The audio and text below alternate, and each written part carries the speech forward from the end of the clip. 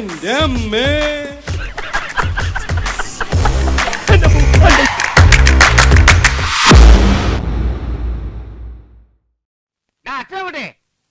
അച്ഛനെന്നെ വിളിച്ചോ? നീ അതെടുത്ത് വിറ്റു അല്ലടാ? ഏതാ അച്ഛ? നിന്റെ അമ്മയുടെ നായരില്ലേ ഈ ഞാൻ ഉണ്ടാക്കി വെച്ചിട്ടില്ലേ ഇതിനേക്കാൾ വലിയ വാർപ്പ്, അതെടുത്ത് വിറ്റോന്ന്. അയ്യോ, വിറ്റതല്ല, വേറൊരു സദ്യക്കാർക്ക് വാടകയ്ക്ക് കൊടുത്തതാ. ഞാനത് ഇപ്പൊ പോയി നിക്ക് എന്ന് മുതലാടാ മൂപ്പിൽ നായര് കാരണവന്മാരുടെ വാർപ്പും തളികയും വാടകയ്ക്ക് കൊടുത്തു തുടങ്ങിയത്? അച്ഛനല്ല, ഞങ്ങളാ കൊടുത്തത്. എന്തോരം വലിയ വലിയ പാത്രങ്ങളാ ഇതിനകത്ത് ഇങ്ങനെ കിടന്ന് പൂത്തു പോകുന്നത്. വല്ലപ്പോഴും അടുപ്പിൽ കയറിയിരുന്ന ഒന്ന് നല്ലപോലെ ചൂടാകാൻ അതുങ്ങൾക്കും ഉണ്ടാവില്ല അച്ഛാ മോഹം. ഈ കിണ്ടിക്കും തളിയേക്കും ഒക്കെ മോഹങ്ങളുണ്ടെന്ന് പറയാൻ അതുങ്ങളൊന്നും ചേട്ടന്റെ മക്കളൊന്നും അല്ലല്ലോ. അതേടാ, അച്ഛൻ ഉണ്ടാക്കിയ എന്തിനെ എന്റെ സ്വന്തം മക്കളെ പോലെ ഞാൻ നോക്കണത്. വാടകയ്ക്കല്ല അച്ഛാ കൊടുത്തത്. സദ്യ കഴിഞ്ഞാൽ അതല്ല ഇപ്പൊ എത്തും. വാടകയ്ക്കാ കൊടുത്തത് അച്ഛാ. ഒരു ദിവസത്തേക്ക് 500 രൂപ. ചേട്ടൻ കള്ളത്തരം പറഞ്ഞാലും ഇന്നത്തെ ദിവസം അച്ഛനോട് കള്ളത്തരം പറയാൻ എന്നെ കിട്ടില്ല. ഇന്ന് അച്ഛന്റെ പിറന്നാളല്ലേ? വെറുതെ കൊടുക്കാമെന്ന് ഞാൻ പറഞ്ഞപ്പോ വാടകയ്ക്ക് കൊടുത്താൽ മതി നീ അല്ലേ പറഞ്ഞത്? അച്ഛൻ അറിയാതെ 34,000 രൂപയ്ക്ക് വിൽക്കാന്നല്ലേ ചേട്ടൻ പറഞ്ഞത്? അത് പാടില്ല എന്നല്ലേ ഞാൻ പറഞ്ഞത്? അച്ഛൻ എന്നോട് ക്ഷമിക്കണം, ഞാൻ ഒരു തെറ്റും ചെയ്തിട്ടില്ല. അച്ഛൻ എന്നെ അനുഗ്രഹിക്കണം. ഞാനൊരു തെറ്റ് ചെയ്തിട്ടുണ്ട്. ശരി, ഒരു കാര്യം എനിക്ക് തരാൻ വന്നില്ല. ഒരു കാര്യം തരാൻ, ഒരു കാല് തരാൻ.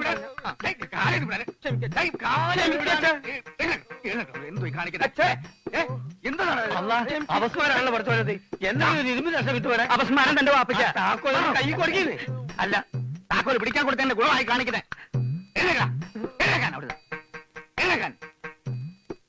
ദിവസം 4 തവണ കാല് പിടിച്ചാൽ ചെയ്ത തെറ്റൊക്കെ ഇല്ലാതായിന്നാ വിചാരം. മക്കളാണോ മരുമക്കളാണോ എന്ന് ഞാൻ നോക്കൂല. നാറി തുടങ്ങിയാൽ സകലതും പഠിച്ചു കൊടുത്ത. അത് ശരി.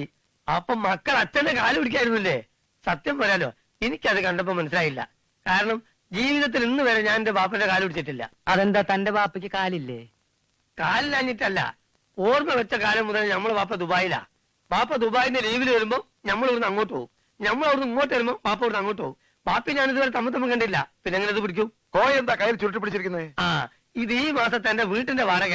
ആദ്യത്തെ വാടക മൂപ്പിൽ നായരുടെ കയ്യിൽ നേരിട്ട് കൊടുത്ത് അനുഗ്രഹം വാങ്ങുന്ന എന്റെ ആഗ്രഹം. ഏയ്, ഇന്ന് അച്ഛന്റെ ജന്മദിവസം അച്ഛൻ ഒന്നും കൈ നീട്ടി വാങ്ങാറില്ല, കൈ നീട്ടി കൊടുക്കാറേ ഉള്ളൂ. ഏട്ടാ, വീട് വാടക കൊടുക്കുമ്പോ ഇതൊന്നും കോയോട് പറഞ്ഞിട്ടില്ലേ? ഞാനായിട്ട് പറയുന്നത് നല്ലതല്ലേടാ, നേരിട്ട് വന്ന് അറിയുന്നത്. അങ്ങനെയൊക്കെ ചില പതിവ് പണ്ട് മുതലേ ഇവിടെ ഉണ്ട്. ഇവൻ പറഞ്ഞ പോലെ ഈ ദിവസം കൈ നീട്ടി ഞാനൊന്നും വാങ്ങാറില്ല. ഈ മാസത്തെ വാടക എനിക്ക് ഇന്ന് വേണ്ട, അത് താൻ തന്നെ വെച്ചോ. പടച്ചോൻ സഹായിച്ച് എന്നും നിങ്ങൾക്ക് പെരുന്നാൾ വെച്ചെന്നാണ് എന്റെ പ്രാർത്ഥന. നിങ്ങളെപ്പോലത്തെ മനുഷ്യന്മാര് കൊല്ലത്തൊരു ദിവസം ജനിച്ചാൽ പോരാ. ഓരോ മാസം എല്ലാ 1-ാം തീയതി അങ്ങനെ 12 മാസം ജനിക്കണം എന്റെ ആഗ്രഹം. ജനിക്കണം എന്ന് തന്നെയാ എന്റെയും മോഹം.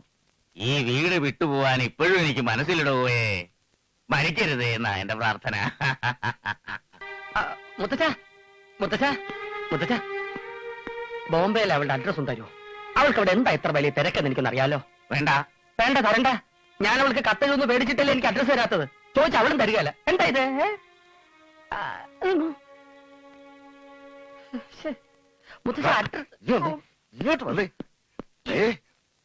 മൂത്ത് വല്ലതും പറഞ്ഞാൽ നിന്റെ ഈ സകല ഗ്ലാബറോടും കൂടി ഈ കറുത്ത കണ്ണാടി അടക്കം നിന്റെ കരണക്കുറ്റി അച്ഛൻ അടിച്ചു പൊട്ടിക്കും. ശവമേ, എന്നെങ്കിലും മായയെ കല്യാണം കഴിക്കാൻ കിട്ടുന്ന ചാൻസ് കളയണം കോയ. ഒരിക്കലും കളയരുത്. ഇത്രയും പുരുഷത്വം വെച്ച അഡ്രസ് വേണ്ടി ചീപ്പാവേ. വിട്ടുകള ശിവൻകുട്ടി, ഇതങ്ങനെ വിടാൻ പറ്റൂല. മായ എന്റെ ജീവനാ. നീ അവളെ കല്യാണം കഴിച്ച് ഈ സ്വത്തുക്കളെ മുഴുവൻ നമ്മുടെ കയ്യിൽ വരുന്നത് കണ്ടിട്ട് വേണം ഈ അച്ഛനൊന്ന് കണ്ണടയ്ക്കാൻ. അത് നീ മറക്കരുത്. അച്ഛന്റെ കണ്ണടപ്പിക്കുന്നേരം ഞാനേറ്റ് പോരെ.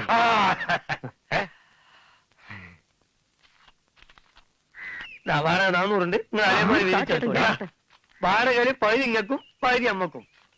ജീവിക്കാൻ വേണ്ടി ഒരുപാട് സർക്കസ് നടത്തുന്ന കുട്ടികളും കെട്ടിയുള്ള ഒരു സാധാ കോയാണ് ഞാൻ. എന്നാലും സ്വന്തം വീട്ടിൽ നിങ്ങൾ നടത്തുന്ന ഈ കള്ളക്കളി ഉണ്ടല്ലോ, അതിന്റെ മുമ്പിൽ നമ്മൾ സർക്കസ് ഒന്നുമല്ല. അതെ, അടുത്ത മാസം സ്വന്തം തന്ത ഇതുപോലെ വാടക കൈനീട്ടി വാങ്ങാത്ത ദിവസങ്ങളുണ്ടെങ്കിൽ ഒന്ന് അറിയിക്കണം. അത് നമുക്ക് ഷെയർ ചെയ്യാലോ. അറിയാ, എന്റെ ഷെയറോടെ ഇതാ ഏട്ടൻ അളിയനും 100 പിടി. എന്റെ 100 കഴിച്ച് വേറൊരു 100 എന്റെ കയ്യിൽ ബാക്കിയുണ്ട്. അത് 3 ആക്കി മുറിച്ച് 33 രൂപ 33 പൈസ ഇനി അങ്ങോട്ട് വരും. എന്താ പോരെ? പോരാ, എന്നാലും 1 പൈസ ബാക്കി വരും. വന്നോട്ടെ. അത് അളിയന്റെ 16 അടിയന്തരത്തിന് ഞാൻ ഭഗവതിക്ക് നേർച്ച കെട്ടുന്നുണ്ട്. എന്തേ ഏട്ടൻ എന്ത് പറ്റി? അച്ഛനെ പറ്റിച്ച് നമ്മൾ എത്ര കാലമാണ് ഇങ്ങനെ കഴിയുക? അച്ഛന്റെ സ്വർഗാരോഹണം വരെ ഇങ്ങനെ കഴിയാം. അല്ലാതെ എന്താ ചെയ്യാ? തന്തയാണെന്ന് പറഞ്ഞിട്ട് ഒരു കാര്യമില്ല. ദേ തല്ല് കിട്ടി എന്റെ പുറമൊന്ന് നോക്കിയേ. വേണം പിന്നെ കാണാം. ഇളയ പെങ്ങള് ചിന്നമ്മ മരിച്ച പിന്നെ അച്ഛൻ ഇങ്ങനെ കണ്ണിച്ചോടയില്ലാതായത്. ചിന്നമ്മുവിന്റെ മകള് മായോടാ അച്ഛൻ എല്ലാരേക്കാളും ഇഷ്ടം. അവൾ ഇന്ന് വന്നില്ലെങ്കിൽ ഇവിടെ ആകെ പ്രശ്നമാവും. അളിയാ സദ്യ വിളമ്പറായി, അവിടെ ആരുമില്ല. ആ ഡോ തനിക്ക് മറ്റേതാണ്ടേ? അതല്ലടോ എന്റെ പുറം. അത് വേണ്ട പിന്നെ കാണാം. എല്ലാരും ഊണ് കഴിച്ചു, ഞങ്ങളും കഴിച്ചു. ഇനി അച്ഛൻ മാത്രമേ ഉള്ളൂ. വിളമ്പട്ടെ? വേണ്ട, എനിക്ക് വിശപ്പില്ല. അച്ഛന് വേണ്ടെങ്കിൽ എനിക്കും വേണ്ട, ഞാനും കഴിക്കുന്നില്ല. എന്നാ ഞാനും കഴിക്കണില്ല. അപ്പൊ നിങ്ങൾ രണ്ടാളും കഴിച്ചു എന്ന് പറഞ്ഞതോ? അത് കുട്ടികൾ കഴിച്ചപ്പോ ഞാൻ ആ ഇലയിൽ ഒരു ഇത്തിരി വാരി കഴിച്ചതാ. അച്ഛന് വിശ്വാസമില്ലെങ്കിൽ വേണ്ട. ഒരു നേരം പട്ടിണി കിടന്നു വെച്ച് എനിക്കൊന്നും സംഭവിക്കാൻ പോകുന്നില്ല. അപ്പൊ നീയോ? ഞാൻ അവസാനം ചെറിയൊരു ഗ്ലാസ്സിൽ ഇത്തിരി പായസം കുടിച്ചു. ക്ഷണിച്ചവരെല്ലാം വന്നിരുന്നോടാ. ആകെ 713 ഇലയിട്ടു. പായസം തികഞ്ഞില്ല, രണ്ടാമത് ഉണ്ടാക്കി. സദ്യയുടെ കാര്യങ്ങളൊക്കെ നോക്കിയത് ഏട്ടനാണ്. അനാഥ മന്ദിരത്തിലേക്ക് ഒരു ചാക്കരിയും 140 ഊണും ഞാൻ കൊടുത്തയച്ചു. അതെപ്പോ? അത് നീ അവിടെ ഇന്ന് ഉരുട്ടി വിഴുങ്ങുമ്പോ. പിന്നെ അച്ഛാ, പുറം കാര്യങ്ങളൊക്കെ സഹദേവൻ നോക്കി. അതിന് എല്ലാത്തിനും എന്റെ ഒരു മേൽനോട്ടുണ്ടായിരുന്നു. അതുകൊണ്ട് കാര്യങ്ങളൊക്കെ ഭംഗിയായി.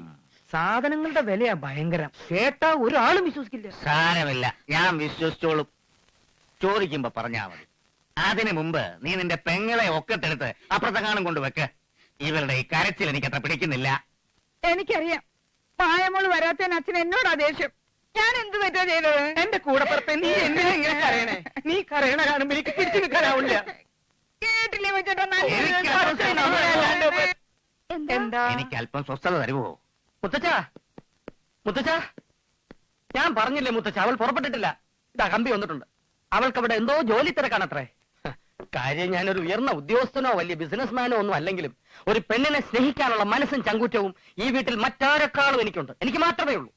എനിക്ക് മായ ഇഷ്ടമാണ്. മായയ്ക്ക് എന്നെയും ഇഷ്ടമാകണം.